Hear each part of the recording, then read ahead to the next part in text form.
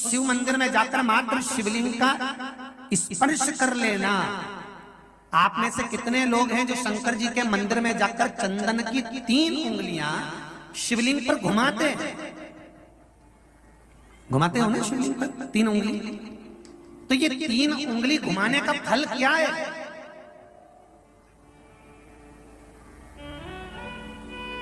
क्या फल है? इस शिवलिंग पर ये 3 उंगली घुमाई जाए तो इसका फल क्या है? तो आपको लगेगा भगवान शंकर को त्रिपुंड लगाना है। बोलो सही है गलत है? आप तो यही सोचोगे ना कि शिव जी को त्रिपुंड लगाया गया है, पर नहीं। शिव महापुराण की कथा कहती है, ओम शिव महापुराण की कथा ये सागर में जो चल रही है, इसमें आप अगर विद्येश्वर संहिता को या पार्वती खंड को निकालोगे या आप स्कंद पुराण का या लिंग पुराण की कथा को उठाकर देखोगे तो उसमें वर्णन आता है जब कोई पुरुष, नारी या बच्चा अगर चंदन लेकर गया है, अष्टगंध लेकर गया है या जल चढ़ाने के बाद चंदन भी नहीं है, अष्टगंध भी नहीं है, लाल चंदन भी नहीं है और मात्र उंगली से 3 लाइन खींचता है, उसका मतलब त्रिपुंड लगाना नहीं होता। उसका मतलब होता है कि उसने एक पार्थिव शिवलिंग का निर्माण कर कर पूजन कर ली है। यह फल प्राप्त, उसका फल ये प्राप्त होता है।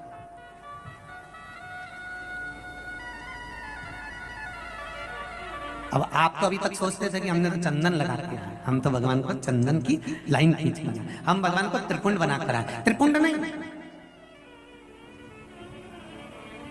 भगवान शंकर को आपने त्रिपुंड लगाया वो अपनी जगह पर भगवान शंकर को जो आपने 3 लाइन खींची है, हाथ का जो स्पर्श कर कर घुमाया है, इससे पार्थिव शिवलिंग के निर्माण का फल प्राप्त हो जाता है।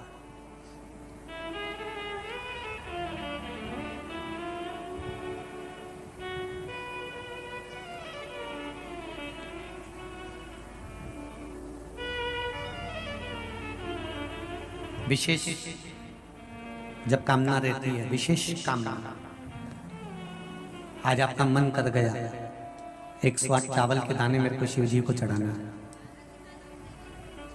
108 चावल के दाने मुझे शंकर भगवान को चढ़ाना। विशेष आज आपके मन में कोई मनोरथ बड़ा है, कोई कामना बड़ी है और बाबा से आपने विनती करी कि मेरा ये कार्य अटक रहा है, आप पूरा करोगे, मुझे विश्वास है। 108 चावल के दाने चढ़ाना है। आपने चंदन लगाया, हाथ की हथेली पर 108 चावल के दाने जो घर से गिनकर लेकर गए हो उसको हथेली में रखा। एक एक चावल का दाना नहीं चढ़ाया, हथेली में रखकर जो विशेष कामना, जैसे किसी कर्मकांडी ब्राह्मण से पूछा जाए पूजन होने के बाद में विशेष अर्घ दिया जाता है, विशेष अर्घ।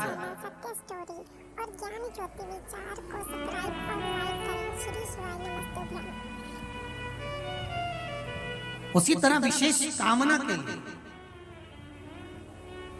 एक पत्र में आया विशेष कामना का फल, किसी ने सुन लिया था कथा में, देखते हैं।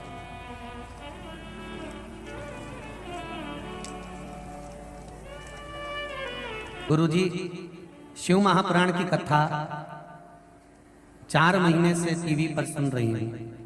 मेरे छोटे भाई की शादी 5-6 साल से नहीं हो पा रही थी, तब आपने कथा में पशुपति व्रत के बारे में बताया था, अक्षत की पूर्णता के बारे में बताया था। मैंने मेरे भाई के लिए करा और बाबा की कृपा से मेरे भाई की शादी 26 जून की है।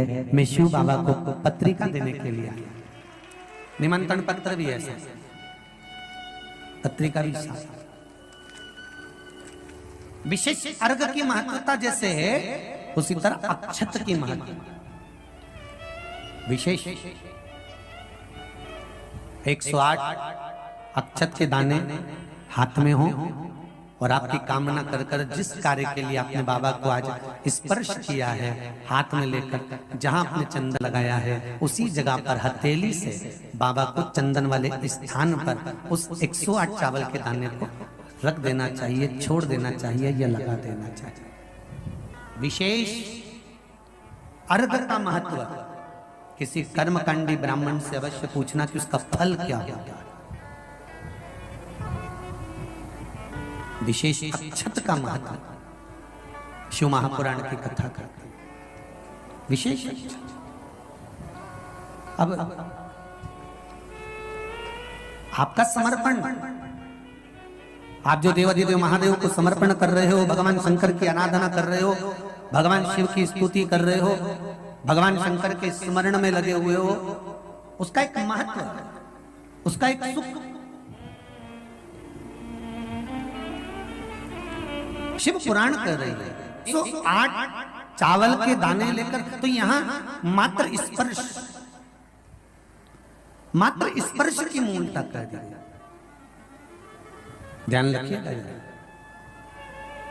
तो जो पत्र लिखे हैं और पत्र में उन्होंने लिखा कि हमारे यहाँ हमने ऐसा सुना है कि शिवलिंग, गर्भवती नारी शिवलिंग का स्पर्श या शिवलिंग की पूजन नहीं कर सकती, तो उसको कृष्णेश्वर महादेव, 12 ज्योतिर्लिंग में से एक ज्योतिर्लिंग है कृष्णेश्वर महादेव।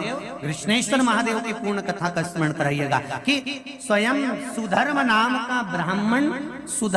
का ब्राह्मण अपनी पत्नी से कह रहे हैं कि अगर अब आपसे बालू का शिवलिंग नहीं बनता, मिट्टी का शिवलिंग नहीं बनता, तो एक काम करिए, अब आप बालू के शिवलिंग की जगह, मिट्टी के शिवलिंग की जगह, पार्थिव शिवलिंग की जगह एक काम करना कि आप किसी मंदिर में जाकर शिवलिंग का मात्र स्पर्श कर लेना, भी केवल स्पर्श कर लेना भी पार्थिव शिवलिंग के निर्माण का फल है। केवल स्पर्श।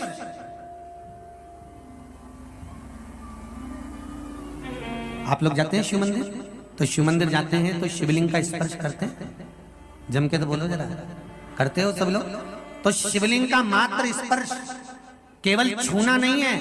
स्पर्श का मतलब होता है शंकर भगवान को आप चंदन ले गए हो कि नहीं ले गए हो, अष्टगंध ले गए हो कि नहीं ले गए हो, पर ये तो मुझे विश्वास है कि एक लोटा जल लेकर जरूर जाते हो।